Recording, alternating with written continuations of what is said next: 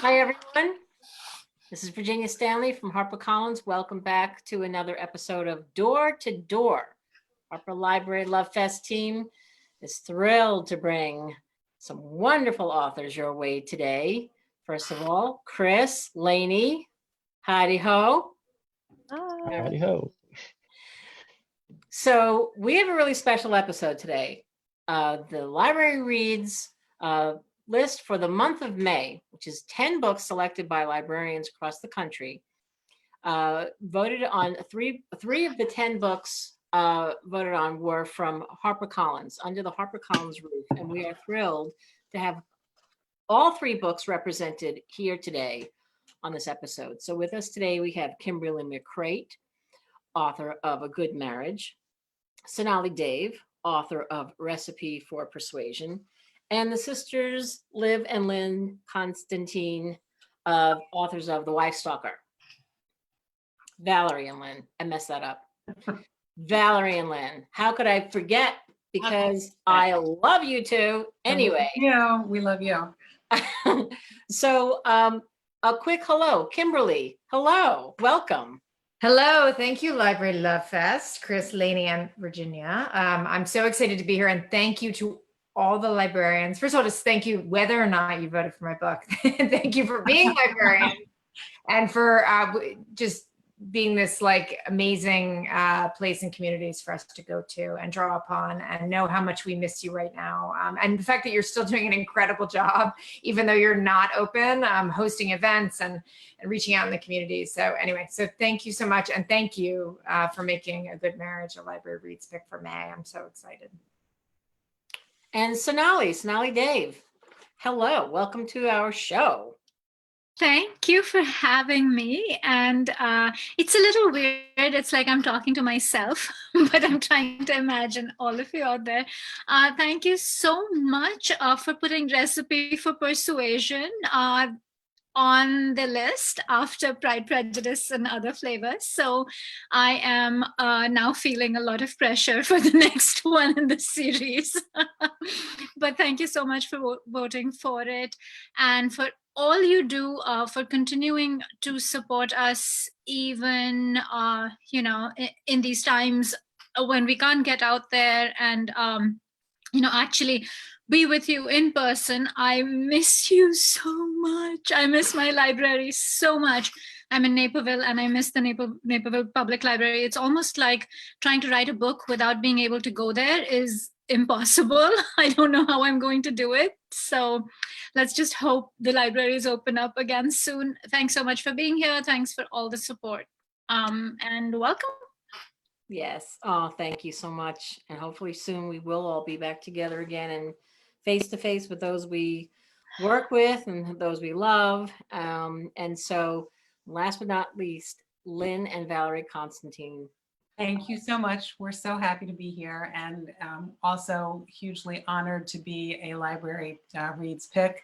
Was really the best news we got all month.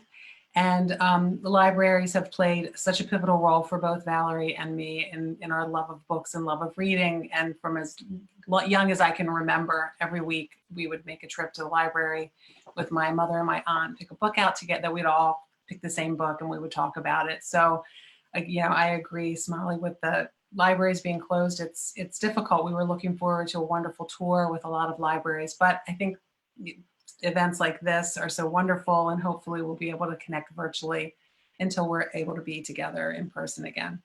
I'll turn it over to my co-author. I'm Valerie. Thank you so much for having us today. It's just wonderful to be here and amazing to be a library pick. I echo what everyone has said about libraries. They've played such an important role in my life. As Lynn said, we started going to libraries when we were young. I think the library card in my wallet is probably the oldest card. And I have 4 sons who are all grown now, but there was a lot of reading to boys at bedtime. So we made trips to the library every week. It's just, I can't even say how much libraries and librarians have meant to me. So this is a huge honor and I thank you so much.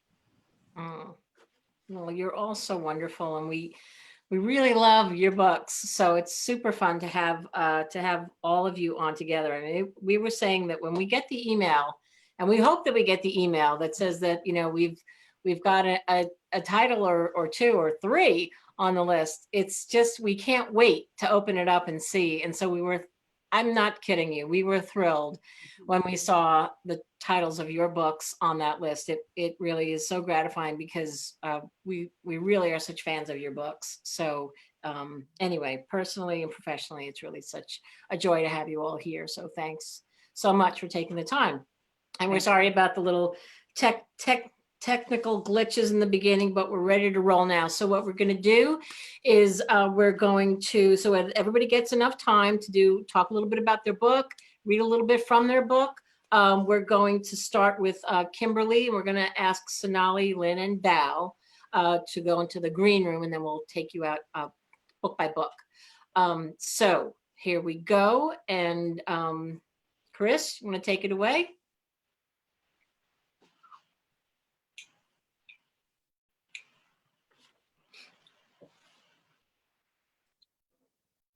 Thank you. And sorry, just taking care of some housekeeping here. Okay, so There we go. Kimberly McCreight, thank you so much for joining us today. And for viewers, thank you for making this wonderful book a library reads pick. This book has been described as Big Little Lies meets Presumed Innocent, which I think frames it well. It's part legal thriller, part domestic suspense. I loved it, and it all takes place, or mainly takes place, in Brooklyn, which I am missing deeply, deep down in my heart. To kind of introduce Kimberly, you're the New York Times bestselling author of Reconstructing Amelia. Let's see, and we have the jacket there, as well as Where They Found Her, which was also a library reads pick. And now we have A Good Marriage, which is on sale now. Harlan Coben has praised it as a smart, provocative, insightful page turner. I couldn't put it down. And again, it's a great thriller that kind of thrusts you into this rarefied Brooklyn neighborhood of Park Slope, which, correct me if I'm wrong, Kimberly, that's where you are actually based. So if you wouldn't mind talking to us a little bit about the book, introducing readers to it, because it really is so good. Oh, thank you so much. So yeah, absolutely. And before I'm going to say this now because I'm going to forget to say it at the end, but I do love meeting with libraries. So you can always feel free to reach out to me directly on my website. I do really check those emails that come right to me. I promise that's true for readers out there too. But the events that libraries host are always so incredible because they always just have such, again, a connection with their community. So I love to do book clubs and any sort of speaking things. I'm speaking at the Morristown Library tonight virtually. So definitely don't hesitate to reach out to me directly or to, obviously, you lovely Library Love Fest folks. Yes, so A Good Marriage, should I hold up the book? I've got it behind me too, is set in Park Slope, Brooklyn, like Reconstructing Amelia was. Oh, look at that, showing the cover again. It's set in Park Slope, Brooklyn. It takes place where I live, and I have lived for 15 years. It takes place over 1 week in the summer when most of the kids are gone at sleepaway camp, and their parents are gearing up for the event of the summer, which is an adults-only party with a sexually adventurous side to it. Sexually adventurous but fun, and every year it's always just been in good fun. But this year, after the party, a woman ends up dead. Her husband is quickly arrested, and he reaches out to a former law school classmate named Lizzie for help. Lizzie is an outsider to Park Slope, and as she's drawn into the neighborhood, she quickly realizes that neither her friend nor his wife were who they appeared to be. And at the same time, she's struggling with problems in her own marriage, and she's realizing that maybe her husband isn't who he seemed to be either. So the book is definitely part domestic suspense, part legal thriller, but it's also meant to be a genuine exploration of what it means to sustain a marriage over time and the secrets some couples keep and the compromises they make in order to stay together, whatever the cost. So that's my my setup of the book. It is comprised a lot like Reconstructing Amelia, Where They Found Her. It has narrative chapters. It's narrated from the perspective of Amanda, who's the woman who's who's dead when the book opens, and Lizzie, who's the lawyer who comes in to help Amanda's husband, who's been arrested. He's being held at Rikers. So it's narrated. Lizzie's in the present and Amanda is in the past, kind of in the 5 days leading up to this party, the night she died. And it alternates back and forth. It also has some grand jury testimony and some investigative notes. Again, much like my other books, it's kind of told, the story's told in this orchestral kind of fashion. So I'm going to read a little bit from the prologue and then from the first piece of grand jury testimony. So the prologue is like really short, and then the grand jury testimony will allow me to act it out because it's in question and answer form, which I love to do. All right, the prologue. I never meant for any of this to happen. That's a stupid thing to say, but it is true. And obviously I didn't kill anyone, would never, could never. You know that. You know me better than anyone. Have I made my share of mistakes? Definitely. I've lied, been selfish, I've hurt you. That's what I regret most of all, that I caused you pain, because I love you more than anything in this world. You know that, right? That I love you? I hope so, because that's all I think about. And solitary gives you plenty of time to think. Don't worry, I talked my way into the box. That's what they call solitary. It's too damn loud out there in the general population all night long. People talk and scream and argue and mumble nonsense. If you don't come in here insane, you'll end up that way. And I'm not insane. I know you know that too. Explanations, would they make a difference? I can at least start with the why, because this is so much harder than I thought it would be. Marriage, life, all of it. It's so simple at the beginning. You meet someone gorgeous and smart and funny, somebody who's better than you. You both know it, at least on some level. You fall in love with them, but you fall even more in love with their idea of you. You feel lucky because you are lucky.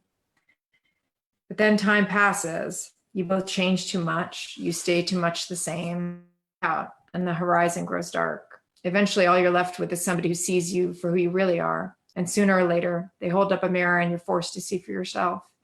And who the hell can live with that? So you do what you can to survive. You start looking for a fresh pair of eyes. So that's a prologue. Do I have time to read another section? Maybe that went on too long. Should I read the grand jury testimony too? Can I do that? Absolutely. Yes. Okay. All right. All right, so this is, like I said, it'll be obvious, it's question and answer, so I think it'll be self-explanatory. You can follow along. Lucy Delgado called as a witness the 6th of July and was examined and testified as follows by Ms. Wallace. She's the prosecutor.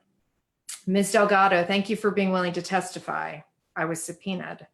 And thank you for complying with that subpoena. Were you at a party at 724 First Street on July 2nd of this year? Yes. And how did you come to be at that party? I was invited. By whom were you invited? Maud Lego. And how do you and Maud Lego know each other? Years ago, our daughters were in the same kindergarten class at Brooklyn Country Day.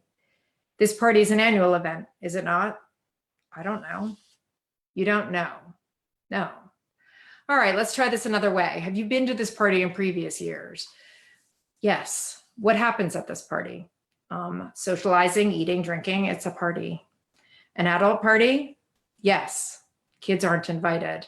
Anyway, most of them are away at sleepaway camp or summer immersion or whatever. That's the point of the party. Sleepaway soiree, get it? I do. And does sexual intercourse take place at these parties? What? Does sexual intercourse take place on the upstairs floor during this party? I have no idea. You are under oath. You do recall that, correct? Yes. I'll ask the question again. Does sexual intercourse take place on the upstairs floor during the sleepaway soiree at 724 First Street? Sometimes, not actually on the floor. There are beds. It's a regular house. Have you ever engaged in sexual intercourse during these parties? No. Have you had sexual relations of any kind during these parties? Yes. With your husband? No. With somebody else's husband? Yes. Did others engage in similar behavior? Sometimes. Not everyone and not all the time. It's not that big of a deal. Partner swapping wasn't a big deal to the people at this party. Partner swapping sounds so, I don't know, purposeful or something. This was only for fun, like a joke, sort of, a way to blow off some steam. Did you see Amanda Grayson at the party on July 2nd? Yes, but I didn't know who she was at the time. How did you learn that you'd seen her? The police showed me a picture of her. They showed you a picture of Amanda Grayson and asked you if you'd seen her at the party. Yes. And where did you see her? In the living room. She bumped into me and spilled wine down my shirt. When was that? I think about 9:30 or 10. I don't know exactly, but I was only at the party till 11. Did you see her again after that? No. How did she seem when you saw her? Upset. She seemed upset. Upset like crying or angry. Scared. She seemed really scared. That's it. I'm gonna stop there. All right, I want you to read the whole book to us now. Only if I can act it out. I have Okay. costumes. You know, that's a very interesting group. It's such I don't know, I love the characters, and I love that you go there with them, you know, and I love that you sort of peel back, you know, the layers of what's going on in these marriages. It all seems so great, and there's all this other stuff going on, like there always is. I think that's what people find appealing about this book, you know. Yeah, well, I think a lot of, I mean, the book kind of draws a parallel between the way we look at marriage is a very black and white, like societally. I think we just kind of say there are these rules and these way marriages have to be. To have a good marriage, you have to do X, Y, and Z, and you've got to be completely honest, or you've got to be, you know, there's just these really strict rules. And the book is really meant to examine the truth behind that. And a lot of it is fallacy. You know, you can have a terrible marriage that's very honest, and you can have a great marriage that maybe doesn't follow some of the exact rules of fidelity that other marriages follow. So it's meant to examine that, and at the same time look at the legal system. And I think we make some of the same false assumptions about the legal system being very black and white. You're either guilty or innocent. The prosecution's good, the defense is bad. And obviously you can see that there's so much more gray in the legal system in this book. And so there's really a parallel between that, and it's meant to challenge both sets of assumptions. Yeah, that's really interesting. Really great. Okay. Chris, did you want to take a look at some of the questions, or there's... Yeah, it's mostly comments split down the middle between those who've read it and loved it and those who now can't wait to read it. So that's a pretty good result, I would say. I do just want to read this comment from Wendy Bartlett, who runs collection development for Cuyahoga County Public Library, which I think you've been to. Yeah, I know. And they're a great big system. And she said, she featured the book, if I can find the comment. I bought 50 ebooks and 50 e-audiobooks for their digital Prime Picks Lucky Day collection on Sunday afternoon, and they were gone by Monday afternoon. So they're flying through. The readers are really excited about this book. But beyond that, again, people are just commenting, sounds so good, so interesting, can't wait to read, read it, loved it. So That's universally very excitement all around. So well, thank you so much. It's been so great. And again, the libraries have been so great in getting the word out, and I'm really appreciative of that, and appreciative to all of you for getting it in their hands to begin with. Yeah, no, it's books like yours that make our job easy, honestly. I mean, you know, half the people here have read it. Catherine Healy says, I love the way Kimberly brings Brooklyn communities alive. You do write what you know, and you really do, you know, just do bring it right to the page and off the page. Yeah, no, it's funny. I really love where I live. I mean, it's funny because I make all these like really outrageous things happen in my neighborhood. And then I'm like, no, but I really love it. I do. And I love the people, but there are really dynamic, you know, opinionated, you know, individualistic kind of colorful. It's a colorful neighborhood, and it makes it really fun to write about because there's a lot of characters here.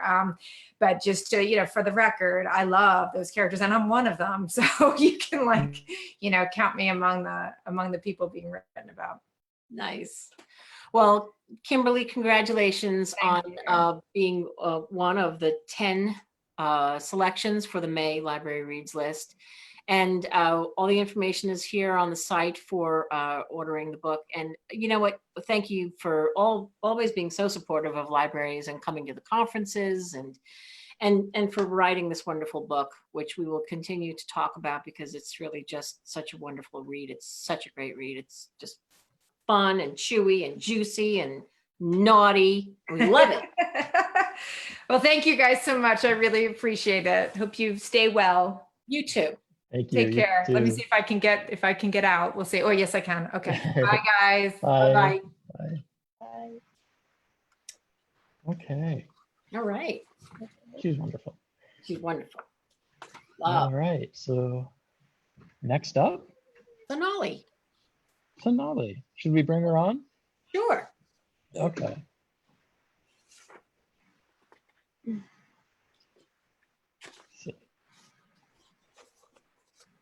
Soon she should be on. Yep. Elevator music. Oh, Sonali, are you with us? I am. Can you? Oh, There you go. That was a big reveal. camera. I'm like, what is that? All right. It was a That was nice dramatic. big That reveal. was great. Yeah, it was. Okay, so we're going to talk about your next book. Thank you for being on.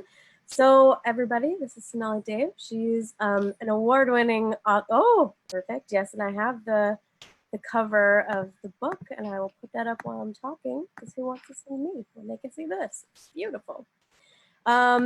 Okay, so award-winning author, I could go through and name them all. It would take me a long time to take all of your accolades, but just wanted to point out that you won the American Library Association's award for the best romance, which is amazing. You're a Rita finalist, and you spoke at RWA Librarians Day in 2018. So you've always been such a strong advocate for libraries, and you were on the podcast with everybody else and had such really nice things to say about libraries and what they meant to you. So your first book, Pride, Prejudice, and Other Flavors, which is a precursor in the same series to Recipe for Persuasion, as you said, got a May Library Reads pick in 2019. Congrats. And this is the second one. I have no doubt that the no pressure. I know it's going to be just as good the next day. And so this is, another clever, lovely story, a rom-com that follows the Jane Austen tradition, this time in Persuasion, obviously, which is one of my favorites. And I know it's special to you, so maybe you can talk about that connection in a minute. But I just wanted to point out this really great starred review from Publishers Weekly. It says, Dave continues the story of the Rajay family, and this nuanced and powerful second chance romance balances the toe-curling romance and high-octane family drama. The candor and sensitivity in both storylines set this family-centric romance apart. Readers are sure to be impressed, and I agree. So, welcome. Do you want to tell us a little bit about the book? No. I would love to. Thank you for that lovely introduction. So this, I have to open by saying that it's really weird that this is actually happening, because ever since I remember, or ever since I dreamed of being an author or being published, you know how all authors have that time when you think about it, and it's kind of a thing you don't really think is going to happen, but you have all these castles you're building in the air. And one of my air castles was wanting to write all 4 of my favorite Jane Austen novels under one story umbrella. So that was something I used to talk about as though I was very fancy when I knew I wasn't.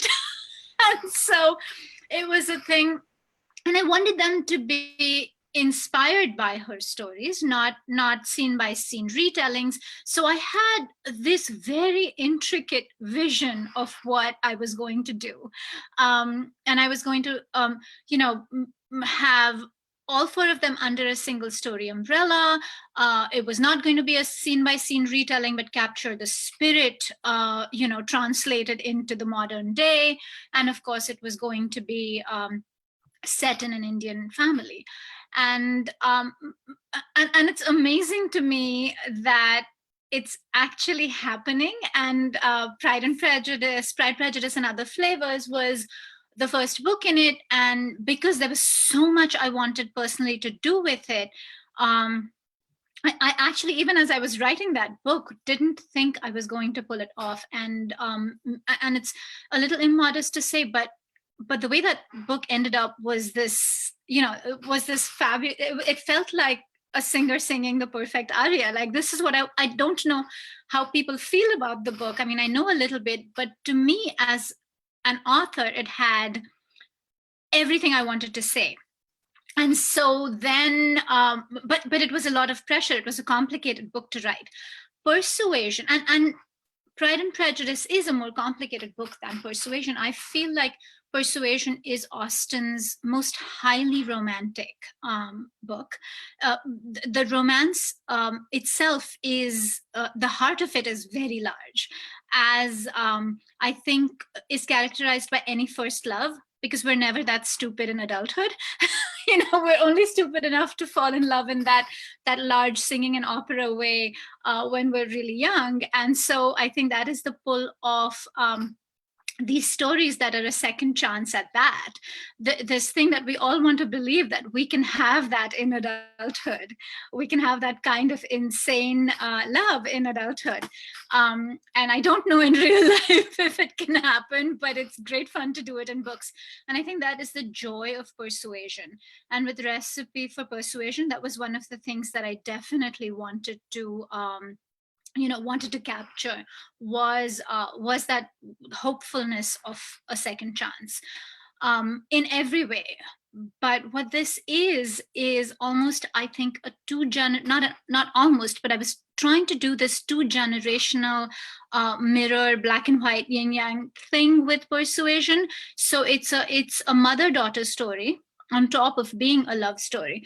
And what it is really the mother was in love very young, but had an autocratic, extremely autocratic patriarchal father who, because this is also a royal family, an Indian royal family that's fairly traditional historically. And so she isn't allowed to marry the man she's in love with.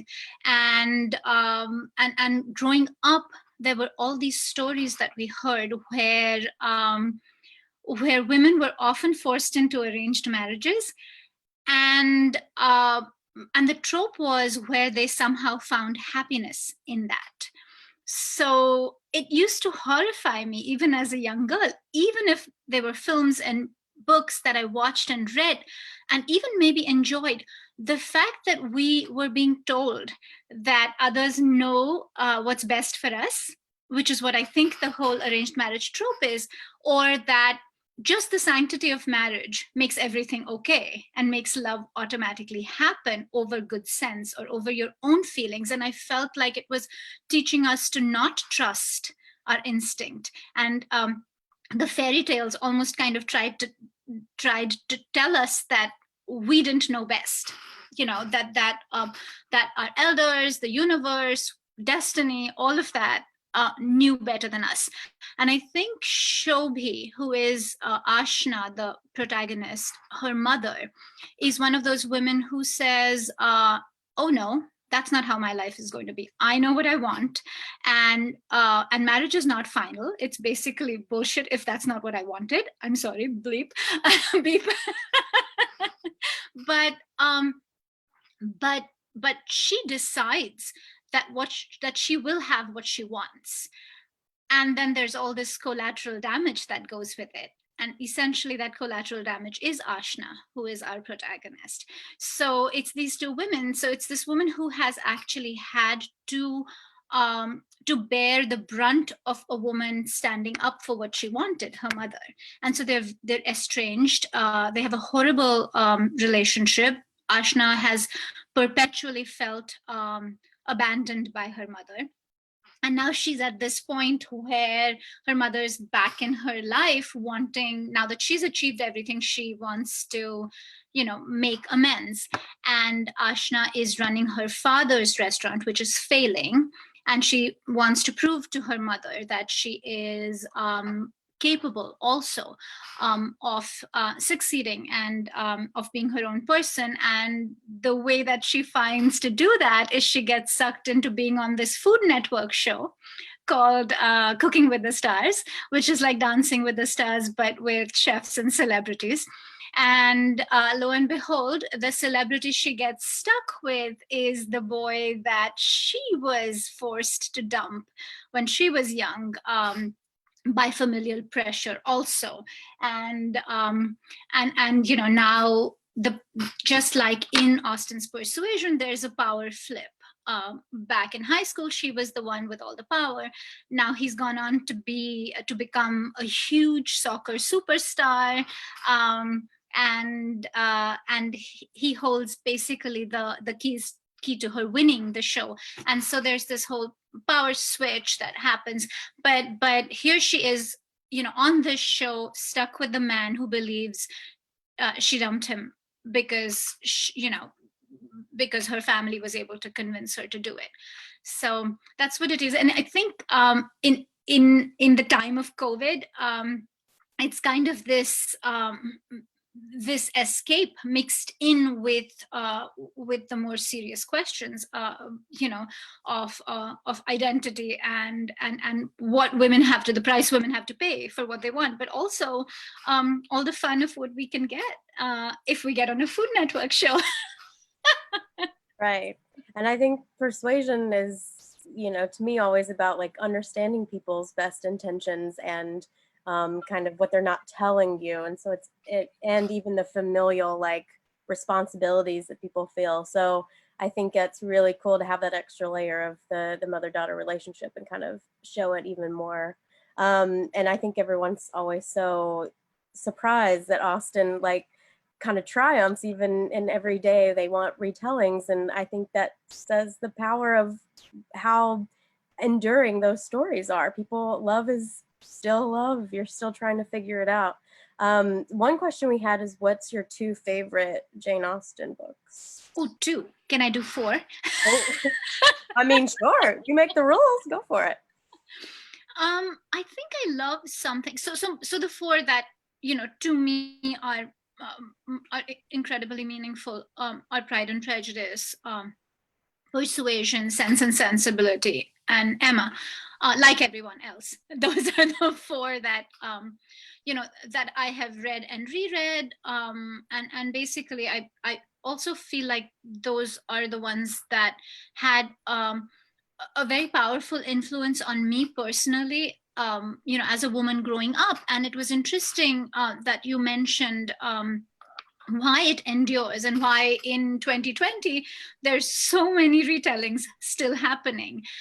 And I think that the magic of Austen, to me at least personally, is that in a time when women were given no indication that they had any value or worth, she wrote heroines who basically who had the balls to to ask for what they want and got it. They didn't die because they wanted love or go crazy. They actually got what they wanted, even though they were insufferable, obstinate women. So it was, I think she had no basis for making that assumption that women were worth that, and she made it. And I think she's, to date, we as women struggle with self-worth of that kind. And so that's the real reason I think she endures. I mean, in Pride and Prejudice, the entire thing is this woman who has to choose between destitution and a man she thinks is a jerk. And she chooses destitution because she believes she should have better, that she should have a man who treats her well and not a man who treats her like Mr. Darcy treats her. And so even back then, she chooses destitution over that. And I think in today's day, we are hard pressed to find a heroine who will do that.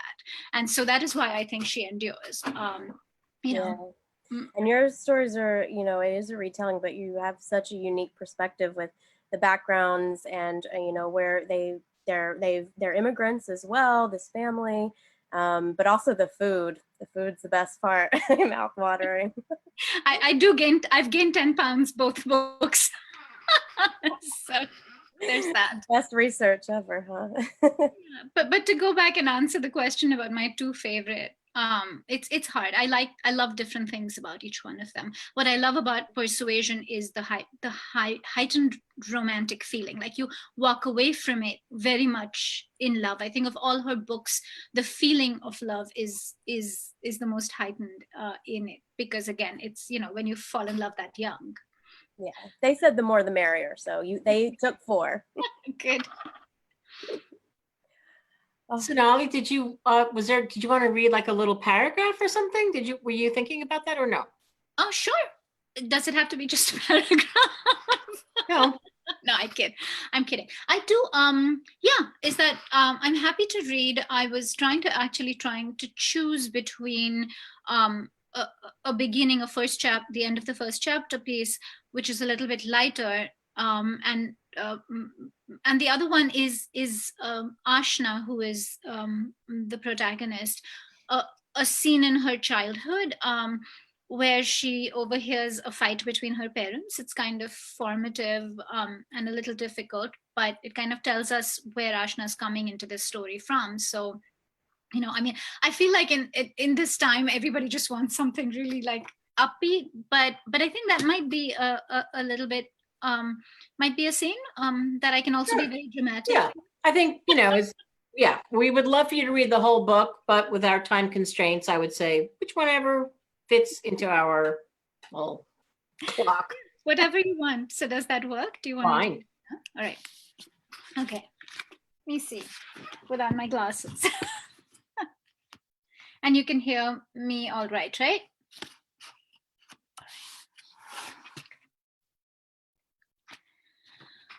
So this is, in terms of background, it is, it's simply, this child has witnessed growing up her parents constantly in battle mode. And so this is one of those scenes.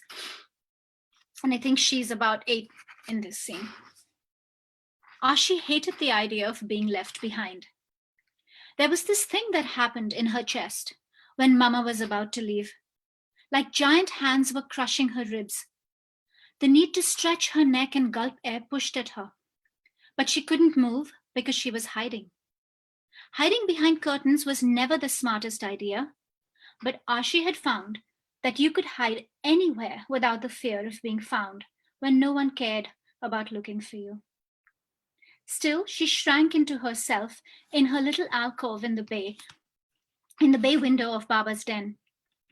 I will never let you use a child to tie me down. Mama's voice had a way of getting deeper when she was angry. How many times had Ashi heard her mother say that the stereotype of the shrill woman had to be broken? That it was something the patriarchy used to prove us too emotional to care for our own selves. Not that this marriage needs more dead weight to suffocate me, Mama said. Ashi's hand tightened around the curtain that hid her from her screaming parents. Actually, they weren't screaming, at least not yet.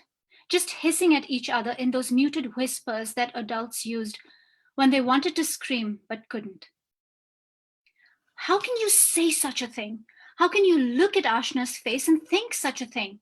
Baba sounded how he always sounded around Mama. Nothing like himself, but like a spoiled child who was trying to sound grown up. Ashi loosened her grip on the fabric. Having the curtain collapse on her head would certainly give her away. If Mama and Baba knew she had hurt them, she'd never be able to face them again. The shame of knowing that her mother had never wanted her was bearable only so long as no one knew that Ashi knew.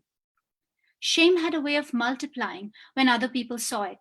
It made you naked and gross. This isn't about Ashna. Stop trying to use her. You put us in this situation, and now I get to make all the sacrifices. I get to be the mother who disrupts her life yet again, and you get your excuse to go off the rails and do what you want. Mama said in her deepened voice. The slit between the thick velvet curtains exposed her in slivers, making her look as though she were being reflected in a broken mirror. In the end, that's all you want, Mama continued. To be His Highness Brahm Raji, free to do whatever the hell your rotten heart desires. Don't pretend you care about Ashna.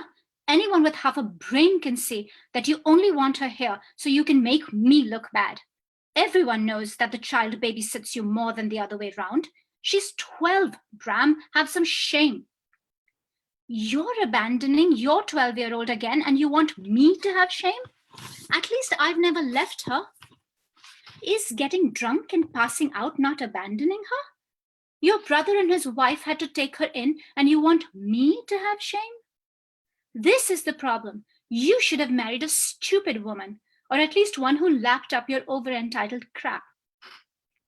If I'm such a bad father, you should stay here and protect her from me.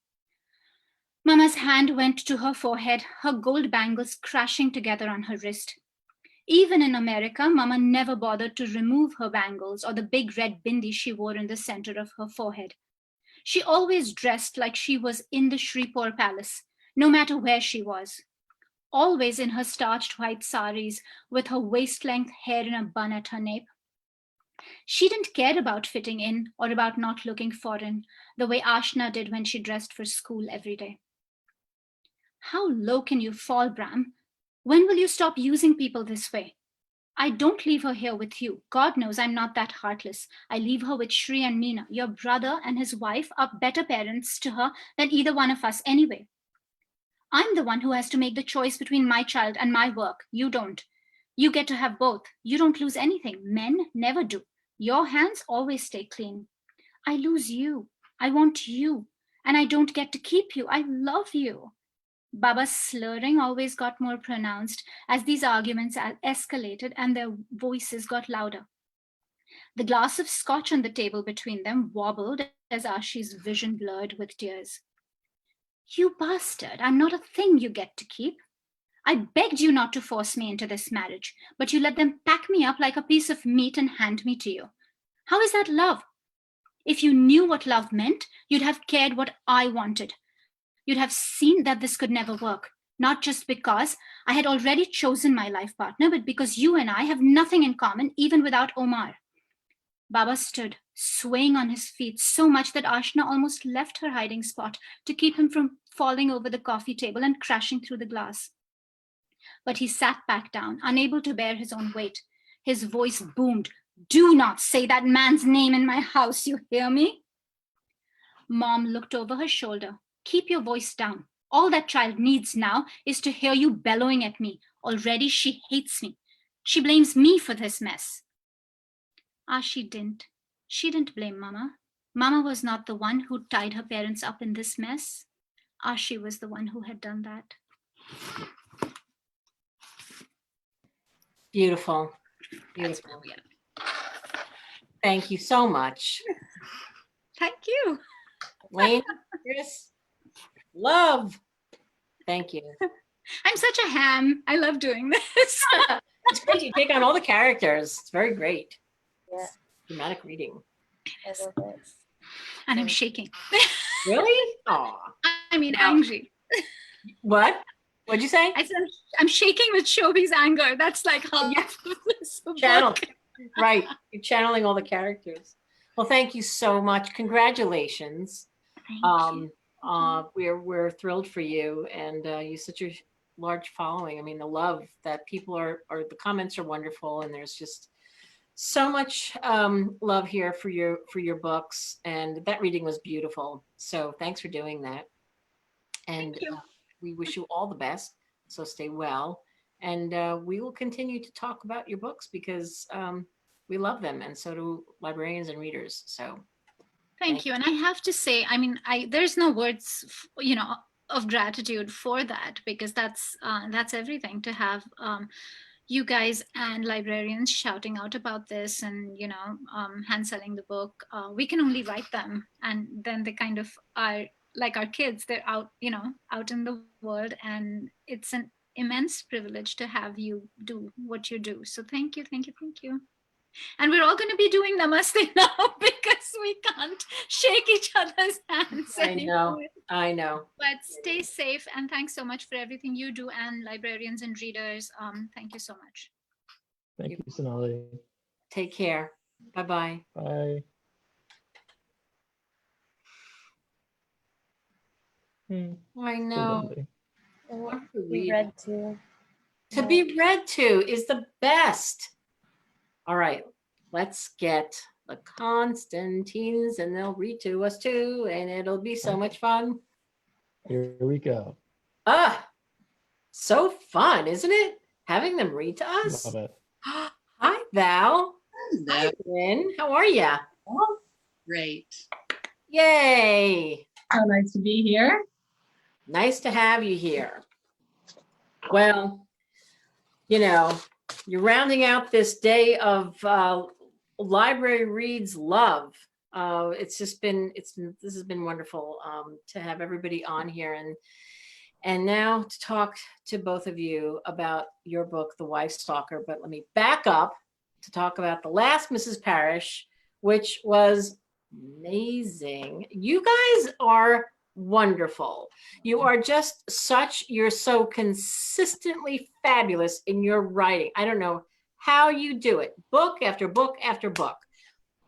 Do you remember how I fangirled over you two? You came into the video studio. I was like an idiot. We love you. No, you weren't. You're so sweet, as always.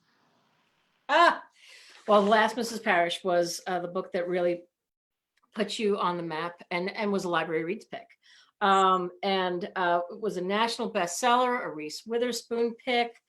It's being adapted into a series. I mean, there's so much going on for that book. And then the last time I saw you, which was like a head scratcher. I love that book. I mean, I thought, oh, Last Mrs. Parrish, what's going to happen after that? And then last time I saw you came and I thought, oh, this is so different, but it's so cool.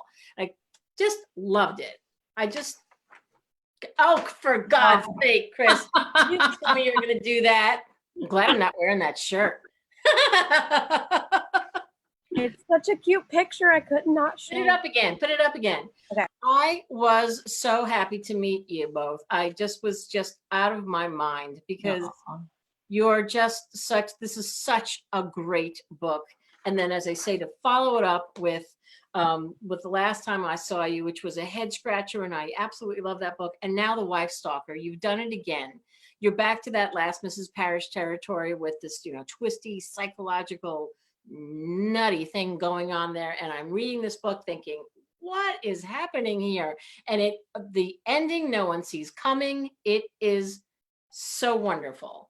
So I'm going to stop talking, I think, probably not, but I want you to talk. Well, first of all, let me say, I'm sorry before when I was getting so worked up about the two of you that I messed up your names, but Lynn and Valerie. It's fine. Pen names for sisters Liv Constantine, pen name for Lynn and Valerie. You're just so talented. I don't know how you there's this endless wellspring of ideas, and not only are they really cool ideas, but the way they are brought to the page, they are compelling and the pages fly, and it is just the most satisfying read. So I thank you both so much for writing these books and for coming on today, and congratulations again on making the Library Reads List yet again with your book, The Wife Stalker. And now I'll be quiet so you can talk about The Wife Stalker as the best jacket ever. Oh, thank you. Yeah. No, we're just so happy to be here. And as we said before, we do love connecting with librarians. And as Kimberly had said earlier, we're the same way. We'd love to hear from them directly. We can be reached on our website, on our email, and we'd love to do, any kind of a virtual chat and hopefully an in-person chat at some point in the future.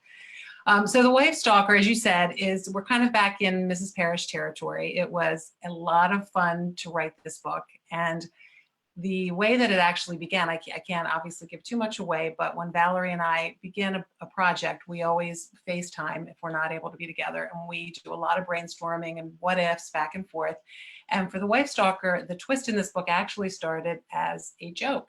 And I said to Valerie, what if there was this something? And she said, who, which was not really a something. So we went on from there, and we twisted it around and came back and forth. So we began with the twist in the book, and we decided to place this one in Westport, Connecticut.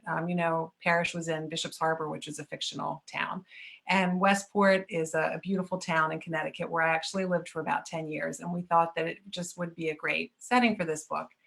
And The Wife Stalker, a lot like both of the books that we've written so far, but not the next book. This one also centers on two different women who are polar opposites. You have Joanna, who is a dedicated family person who just her whole life is the children and Leo, and everything that she does really is for their comfort and for their betterment.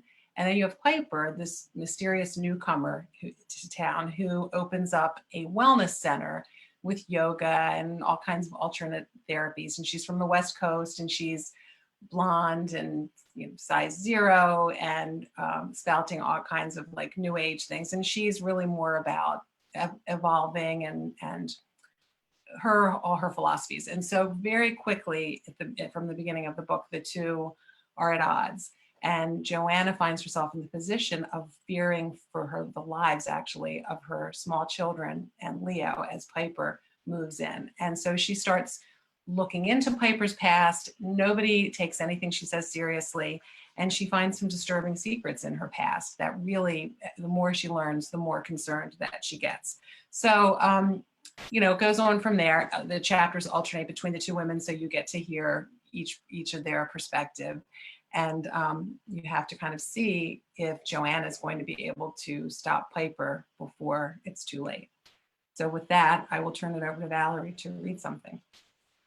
Hi, so happy to be here. Thank you again. I'm Valerie, the other half of Liv, and I am going to do a short reading from the first chapter of The Wife Stalker. Piper Renard pulled into the parking lot of the Phoenix Recovery Center and parked in her reserved spot. When she'd been forced to leave San Diego 10 months ago, she wasn't sure where to go, only that she wanted to be as far away from the West Coast as possible. It had to be somewhere near the water, though, so that she could still sail on the weekends. And it needed to be a place where she could start over without standing out. After extensive research, she settled on Westport, Connecticut, a jewel of a town on the coast of Long Island Sound. Former home of Paul Newman and other celebrities, it had a sophisticated vibe and was just over an hour away from New York City by train. But best of all, it was the kind of place that attracted people from all over, rather than the kind of small town where everyone's family had lived for generations, making them nosy about newcomers. She'd found the perfect house, a sprawling white clapboard on the water, and joined a yacht club where she kept the sailboat she'd bought as soon as she came east. The one problem she had to overcome was how to reinvent herself. She couldn't continue with her counseling practice as her license was in her real name. So the next best thing was a business in a similar field. She'd been incredibly lucky to find an existing one for sale and bought the Phoenix Recovery Center a few weeks after moving to Westport. All she'd had to do was have a lawyer set up an LLC for her under the name Harmony Healing Arts. It had already been a thriving business offering meditation, treats, mindfulness, recovery programs, and nutrition and yoga classes. She opened her laptop to check the social media accounts for Phoenix. Instagram first, another 300 followers. Excellent. It must have been the podcast episode she'd uploaded yesterday on filling your own well before trying to fill someone else's. Twitter next. 35 retweets of her blog post on selfishness being the new selflessness. And on Facebook, the center had hit 10,000 likes. A very good morning indeed. She dimmed her office lights and pressed play on her iPad. As the soothing sounds of Debussy filled the room, she closed her eyes and leaned back in her chair. Maybe things really were going to be different here. They had to be. She couldn't keep starting over and finding new places to hide.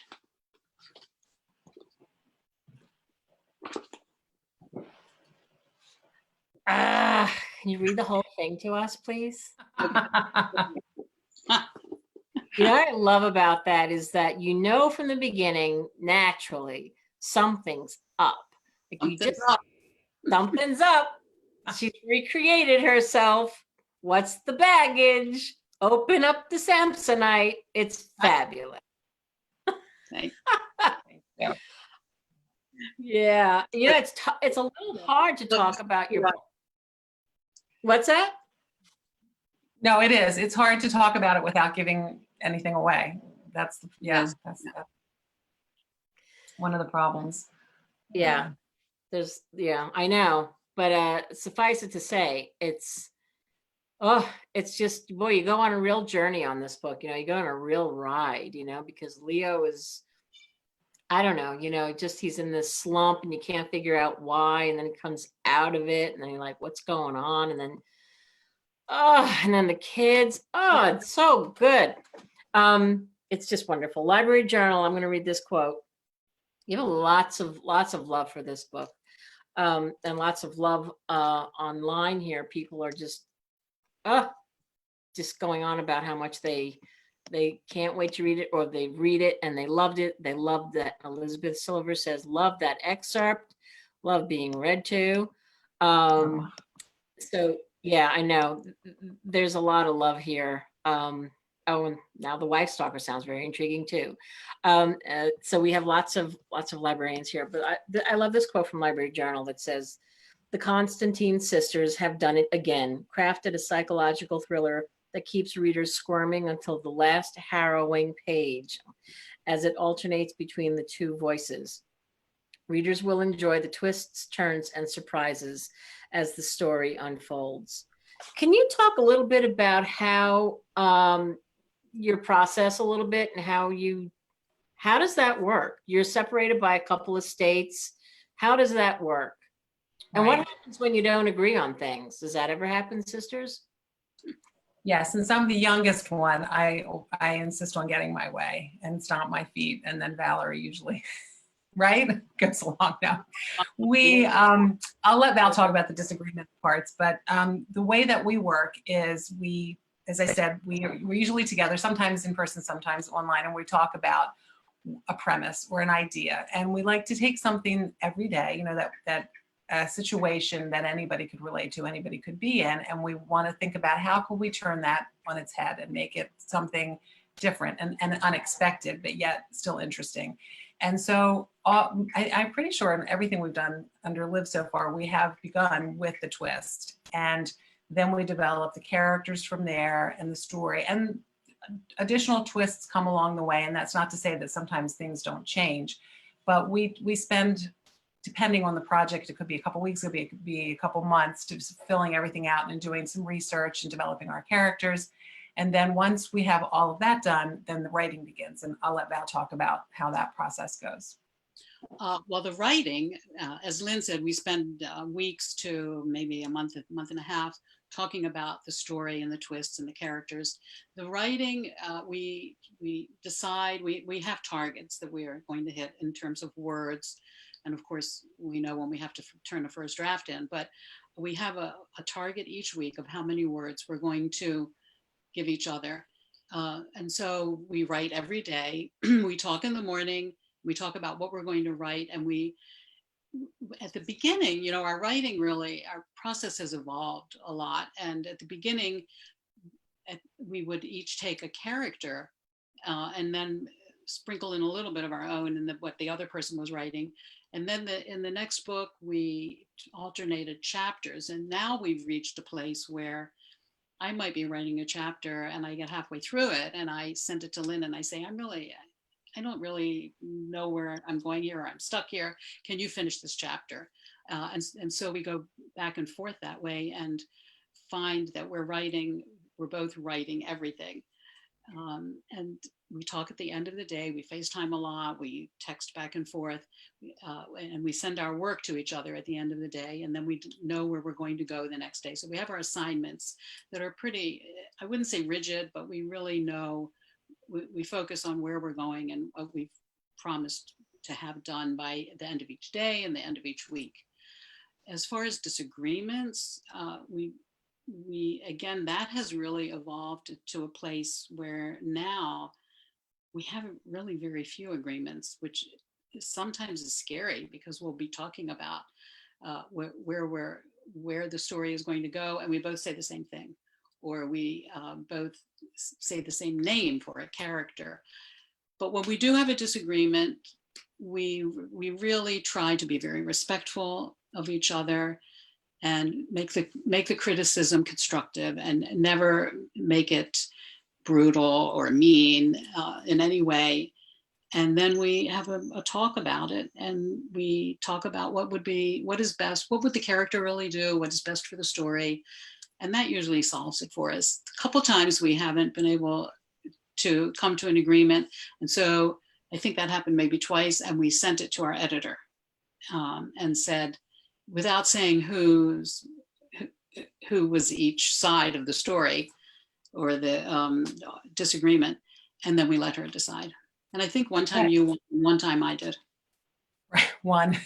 So yeah, so we try not to think of it even as winning or losing, but what's best for the character and for the book. And I think one thing, I don't know what everyone's process is, but yes, we're writing psychological thrillers, but we are more character driven, I believe, in our work than we are necessarily plot. So even though we have a broad idea, and we're not, we call ourselves plantsers, you know, they talk in writing about if you're a pantser, you write by the seat of your pants, and if you're a plotter, then you write every outline, and we're somewhere in the middle. So we don't completely go by the seat of our pants, although we have the freedom to go and veer off in any direction that we want, because we know in edits we can fix it. But we always look at what the character would do. So even if we had thought, you know, A, B, and C was going to happen, as we get to know these characters better, if it turns out that it's really completely contradictory to that character, then that won't happen. And we'll say, you know, that she just wouldn't do it. This is not ringing true, and we'll figure it out. And so that helps too with the disagreement, because if we're not on the same page, we'll say to each other, all right, well, do you really think if you were in this situation that you would behave that way? And 9 times out of 10, the other person will say, no, you're right. You know, so that's what we try to do. And then of course, as you know, you go through editorial, and we have a fabulous editor at Harper. And so she always gives us another great perspective and sees things that we, being so close, can't. And that always helps to further develop and make sure that everything that's happening is really authentic and not just to make it fast paced, so that people don't say, you know, people are surprised, but they go, oh, but you know, it makes sense. Or at least we hope that that's the general feeling. So I have to say that I found that with all of your books, I get that, because your characters do all ring very true. I mean, some of them are really, you know, out there, but they're believably out there. Do you know what I mean? And so, of course, you know what I mean. You wrote them, but I love that you say, like, well, okay, well, if you can't decide on something, what would Piper do? I get that. That makes perfect sense. So because they do ring true. I mean, they are just very believable characters, warts and all, and that's why I love them. Piper has her own Gmail account, so maybe she'll send you an email, Virginia. Be on the lookout. I'm afraid. Yeah, you might not want one, right? Right. We have a couple of questions. Okay, let's see. Rena Argarwal Gilia, I'm sorry if I'm not saying that correctly. How did you come up with the title? We love this title. And it's the only title, I believe, that we came up with that we kept, because, you know, a lot of times we have an idea and it doesn't ring true. So we can't really say exactly how, but if you read the book, it'll make sense, and it could mean 2 or 3 different things, right? Is what I would say. Right. Yeah. Right, Val? Yes. Anything to add on that? Yeah. No, we picked this title fairly early too, which with other books we've gone through different titles, and then, as Lynn said, we get to publication and the title changes. So Yeah, and we were glad that they kept this title. yeah. It's eerie, you know. Yeah. Let's see. Lecha Haney says, do your book characters talk to you both? Do your characters talk to you? They sort of do. You were talking about that before in a way, right? They do. Even in I think so. I think we hear their voices, and I know for both of us, I think, have come to realize we take long walks. A lot of times that's when we hear more, and we'll get on the phone after and say, you know, this came to me or this occurred to me. And even sometimes in my dreams, they will, not that I see them in my dreams, but that they're definitely, when we're in the thick of it, of the writing, I feel like I see everything in terms of those characters, right? And how they would react. And so we definitely embody them for a long time. Yeah, to a certain. What did you say, Val? To a certain extent, not all the way. Yes, we don't act them out. No, but I mean, we live with them. I guess maybe embodies. Yes. That wasn't a Freudian slip. That was Okay, just, sure. But yeah, right. What? security. Catherine Healy says, it's one of my favorite reads this year. It's compelling, it's page turning, and the writing is so seamless. Hard to believe it's been written by 2 authors. Kudos, ladies. Thank you. Thank you so much. Yeah, lots of love here for folks who have already read the book. Yeah, it's just I don't know, we could scroll and scroll, but we have so many people who are just big fans. Big Cal Zunt from Cleveland, Ohio, wonderful librarian and great friend to HarperCollins, and she's here with us. We have great librarians from all over the country. Maureen Roberts from Baltimore. This is wonderful. We just got terrific love here and great loyal readers. And as you know, librarians are incredibly loyal to authors. Once they read a book and they love it, you can count on them as a fan for life. So They've been wonderful. We are so appreciative of that. Yeah. Absolutely. Well, listen, there are so many pages of quotes and raves for all of your books. We're thrilled that you could come on today. We're thrilled but not surprised that you made the library reads list, because you guys are amazing. We, again, people, if you want Liv Constantine, the Constantine sisters, to come to your library, let Library Love Fest know. You can let the Constantine sisters know. We will arrange for virtual author visits to your library, so just send us an email. Is there anything else you want to say before we sign off, Val and Lynn? Just again, thank you, right? Thank you so much. We love you guys, and we're so grateful to be here. And thank you, for all your support. And stay well. Yes, stay well and safe. Thank you both. Thank you. Thank you so much. Liv, that's the WIFE Stalker, going on sale May 19th. Congratulations, Library Reads, for the month of May. Well done. And we will see you again soon, hopefully in person. Until then, take good care. Yes. You too. Bye. Okay. And we'll be back on Thursday. Oh, Lainey, do we have anything else that we want to say? I think I forgot about the podcast. I'm sorry, Lainey. Stay. Do talk. You're muted. That's okay. So I have a quick little emoji for you guys. So this is our episode we did with all of the Library Reads winners for May. It's super sweet. They all sent in audio, and it's only 10 minutes. It's a quick listen, and as I said with Sonali, it was really sweet. They all had really great things to say about libraries, personal stories, very fun. So you can find that at SoundCloud and /Library Love Fest. And you should subscribe so you can see all of our podcasts, because we have a really cool one coming this week that you don't want to miss, with our author, Emily Gray Tedrow, and her father, who is the Darien Library Director. And I'm just going to tease it with that. You won't tomorrow. Can't miss it. It is a fabulous recording. Lainey is she's being shy. It's so wonderful. The director of the Darien Library interviewed his own daughter. This was Lainey's genius idea.